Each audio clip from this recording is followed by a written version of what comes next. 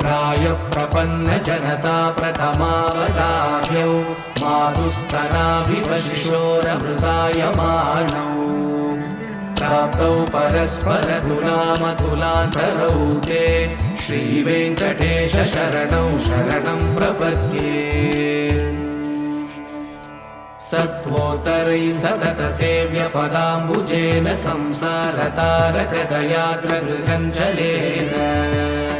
सौम्योपयन्तृमुनिनामवदर्शितौ ते श्रीवेङ्कटेश शरणौ शरणं प्रपद्ये श्रीशश्रिया घटिकया त्वदुपाय भावे प्राप्ये त्वयि स्वयमुपेयतया स्फुरन्त्या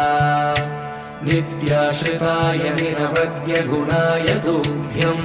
शां किङ्करो वृषगिरीश न जातु मह्यम्